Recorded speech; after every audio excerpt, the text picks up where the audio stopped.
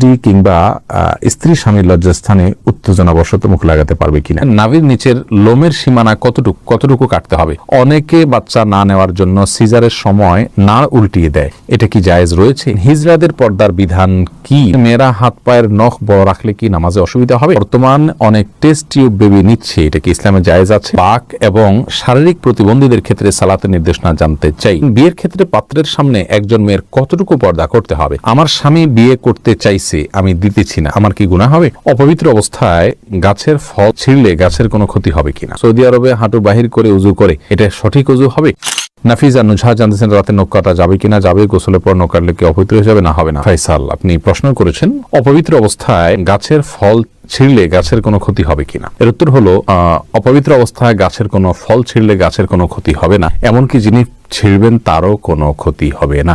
ফল ছেঁড়ার ক্ষেত্রে পবিত্রতা অপবিত্রতার বিষয়টি কোনো নিষিদ্ধ বা এরকম কিছু নয়, বরং যে কোনো অবস্থাতে আপনি প্রয়োজন হলে গাছের ফল ছিঁড়তে পারবেন। সাদ বিন আব্দুর রহিম, আপনি জানতে চেয়েছেন নাভির নিচের লোমের সীমানা কতটুকু কাটতে হবে। নাভির নিচ থেকে নিয়ে আপনার দোলনার চিপায় যে সমস্ত লোম থাকে সবগুলোকেই আপনি কাটবেন যতটুকু সম্ভব, কিছু যদি থেকে যায় তাতে অসুবিধা নেই। রেজাউল করিম জানতে চেয়েছেন বর্তমান অনেক টেস্ট টিউব বেবি নিচ্ছে, এটা কি ইসলামে জায়েজ আছে?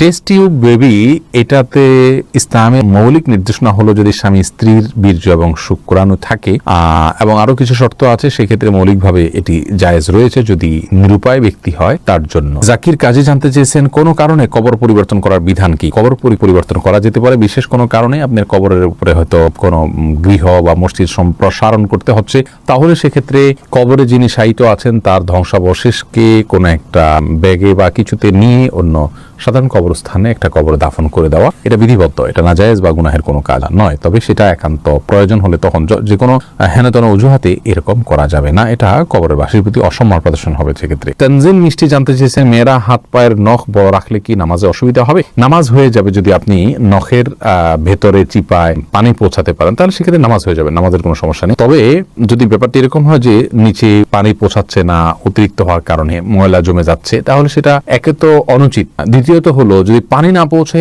তাহলে সেক্ষেত্রে নামাজই হবে না।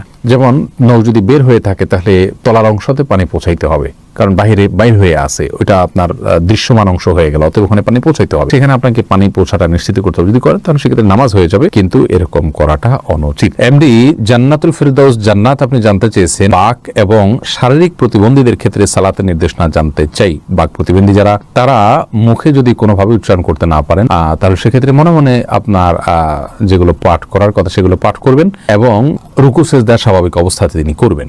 আর শারীরিক প্রতিবন্ধী যারা, তারা যেভাবে পারেন সেভাবে সালাত আদায় করবেন। আল্লাহ রাব্বুল আলামিন বলেছেন ফাত্তাকুল্লাহ মাসতাতা'তুম, তোমরা আল্লাহকে যতটুকু সাধ্যে কুলায় ততটুকু ভয় করো। অতএব প্রত্যেকের যার সাধ্য অনুযায়ী তার আমলগুলো সম্পাদন করতে হবে। আবু হানিফা আরিফ জানতে চেয়েছেন হিজড়াদের পর্দার বিধান কি? ভাই আবু হানিফা, হিজড়া যারা, তাদের জন্য পর্দার বিধান হলো তারা সাধারণ অবস্থাতে যদি পুরুষের সাথে তাদের সাদৃশ্যটা বেশি হয় তাহলে সেক্ষেত্রে তারা পুরুষদের সাথে দেখা করবেন, মেয়েদের সাথে পর্দা করবেন। আর যদি তাদের শারীরিক গঠন মেয়েদের আলামত, মেয়েদের শরীরের গঠনটা তাদের মধ্যে বেশি থাকে, পুরুষের গঠনটা কম থাকে, তাহলে সেক্ষেত্রে মেয়েদের বিধান তাদের জন্য প্রযোজ্য হবে, তারা পুরুষদের সাথে পর্দা করবেন।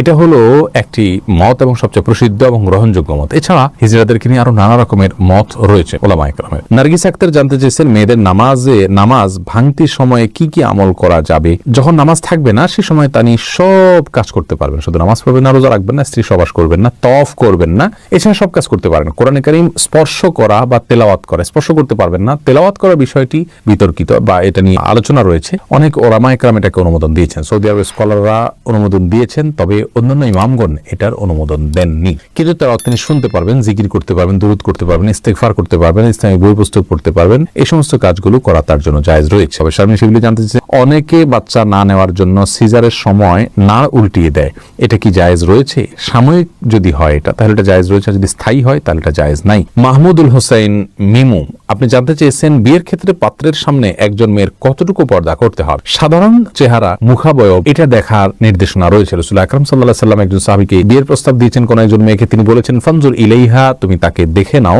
অন্য এক বর্ণনায় আসছে তিনি বলেছেন ফাইন্না ফি আয়ুনিল আনসারি সেই আনসারী মেয়েকে বিয়ের প্রস্তাব করেছেন মুহাজির সাহাবী তখন বলেছেন আনসারীদের চোখে একটু অসুবিধা আছে, অর্থাৎ ঘোলাটে ভাব বা কিছু একটা আছে আঞ্চলিক।